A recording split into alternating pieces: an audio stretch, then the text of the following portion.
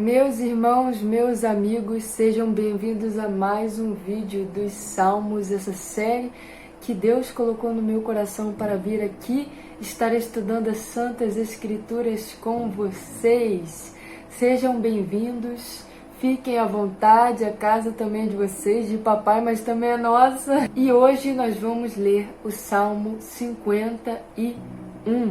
Já pega sua Bíblia aí, já pega sua espada aí comigo, abre no Salmo 51 e vamos ver o que Deus tem para falar conosco nesse vídeo. Vocês sabem que primeiro eu leio o Salmo com vocês, depois eu venho comentando o que Deus palestrou no meu coração. E, irmãos, Salmo 51 é um salmo muito rico, então eu vou dividir ele em duas partes. Eu vou ler do versículo 1 ao versículo 12 hoje. Depois eu faço uma parte 2 para a gente comentar melhor e analisar melhor esse salmo. Salmo 51, a versão que eu vou ler hoje é na versão NVI, Nova Versão Internacional. Salmo 51 tem um título, na verdade um subtítulo, e vai dizer assim: para o mestre de música, Salmo de Davi, escrito quando o profeta Natã veio falar com Davi, depois que este cometeu adultério com Betseba. Salmo 51, versículo 1. Tem misericórdia de mim, ó Deus, por teu amor, por tua grande compaixão, apaga as minhas transgressões. Lava-me de toda a minha culpa e purifica-me do meu pecado. Pois eu mesmo reconheço as minhas transgressões, e o meu pecado sempre me persegue. Contra ti, só contra ti pequei, e fiz o que tu reprovas, de modo que justa é a tua sentença, e tens razão em condenar-me. Sei que sou pecador desde que nasci, sim, desde que me concebeu a minha mãe. Sei que desejas a verdade no íntimo, e no coração me ensinas a sabedoria. Purifica-me com ísopo, e ficarei puro. Lava-me, e mais branco do que a neve serei.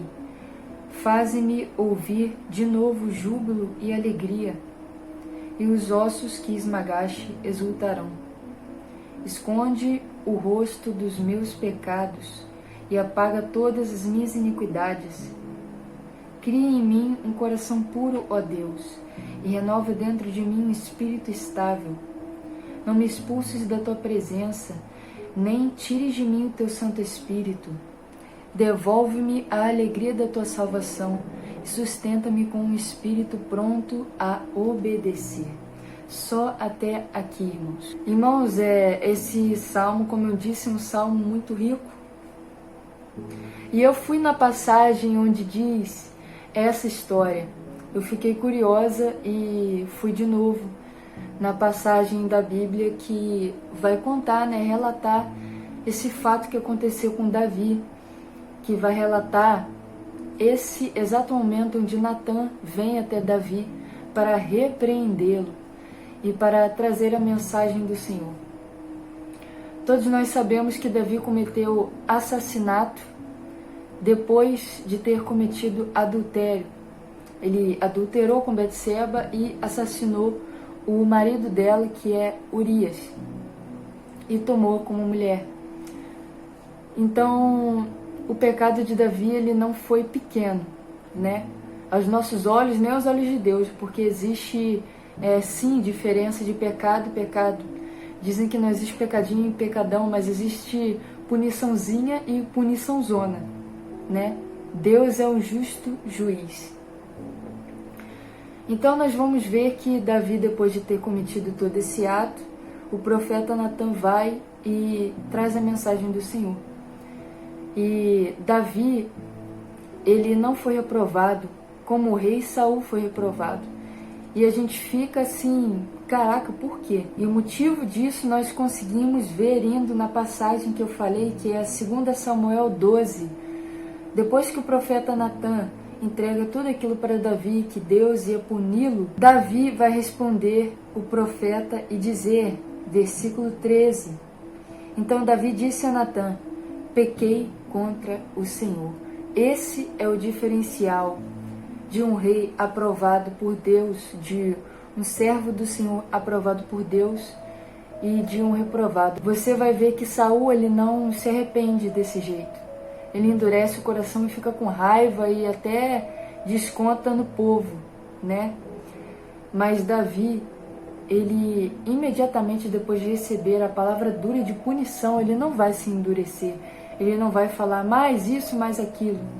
Ele vai confessar e se humilhar diante do Senhor. Eu creio que ele até chorou e se ajoelhou ali diante do profeta Natan e, sabe, como um sinal de arrependimento, não diante do profeta, mas diante de Deus, ele inclinou a cabeça chorando e ele confessou: eu pequei contra o Senhor.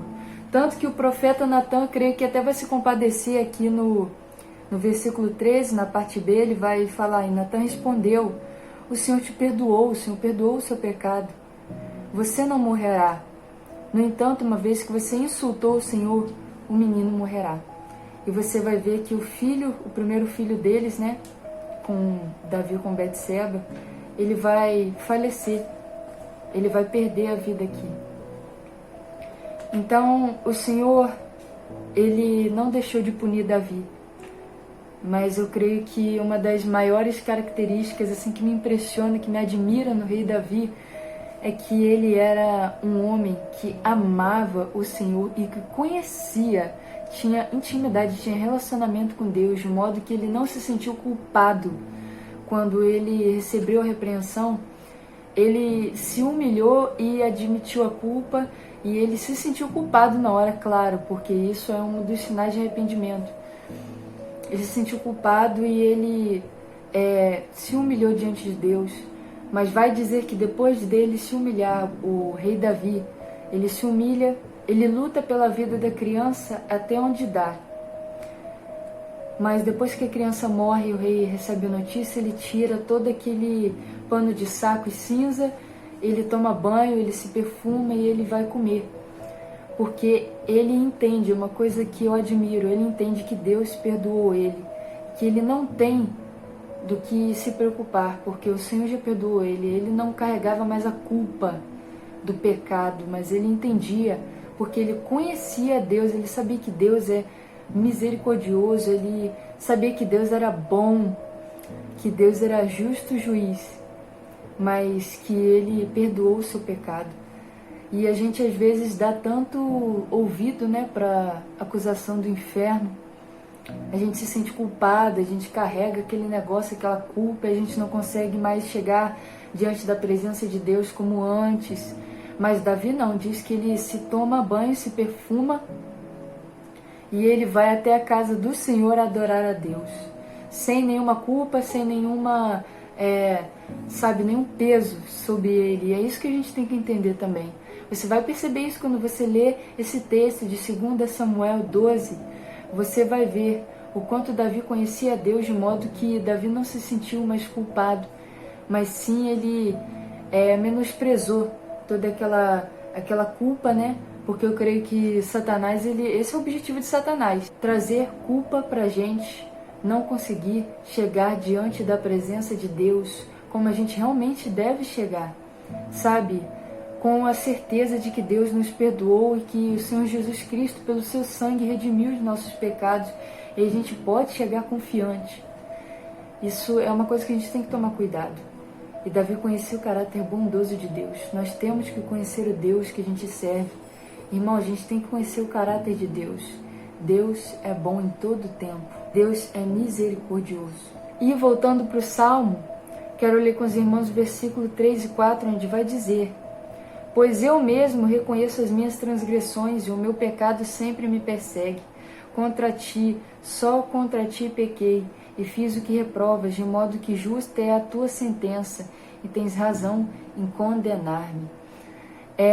Eu creio que uma das características do caráter de Davi que Deus mais gosta é a sinceridade, a humilhação, a humildade de Davi em reconhecer o pecado e a humilhação dele diante de Deus. Porque muitas pessoas endurecem o coração na hora de receber uma punição, uma repreensão de Deus, mas Davi não. Davi, ele confessava. Davi, ele reconhecia. Davi, ele se entristecia com aquilo porque ele sabia do caráter do Deus que ele servia. E ele se humilhava, ele descia, né? Não importando a posição que ele se encontrava, ele era consoante o coração de Deus. Ele era humilde, verdadeiro em espírito. E isso vai comprovar também no versículo 6, onde ele vai dizer: sei que desejas a verdade no íntimo, e no coração me ensinas a sabedoria. Então eu creio que uma das maiores características de Davi é que ele era puro diante do Senhor. Ele tinha um coração puro diante de Deus. E ele não tinha nenhuma restrição, nenhuma barreira, ele não colocava barreira entre ele e Deus. De orgulho, de soberba, de só porque ele é rei, ele não pode se humilhar, não. Ele reconhecia a sua fraqueza e ele tinha sinceridade para com Deus. Como diz no versículo 9, esconde o rosto dos meus pecados e apaga todas as minhas iniquidades. Eu admiro também essa segurança de Davi em falar, Senhor, apaga, esquece isso, meu Pai, apaga as minhas transgressões, as minhas iniquidades, porque muitas vezes a gente vai ficar com vergonha, né, de chegar diante de Deus depois de pecar. A gente fala, caraca, com que cara que eu vou aparecer para Deus? Como se Deus já não soubesse do que ia acontecer, né? Porque aqui a gente vai perceber que Davi tinha um relacionamento profundo com o Senhor, porque ele não vai se envergonhar, ele vai ter a consciência e a percepção na mente dele, no espírito dele, no corpo dele, na alma dele, de que Deus já sabia que ele ia errar, que ele ia pecar, que ele ia cair, que ele ia falhar. Mas Davi, pelo relacionamento, pelo nível do relacionamento que ele tinha com Deus, ele não tem vergonha em falar, Senhor, apaga as minhas transgressões, não tire de mim o teu Santo Espírito, como vai dizer no versículo 11, não me expulses da tua presença, nem tires de mim o teu Santo Espírito.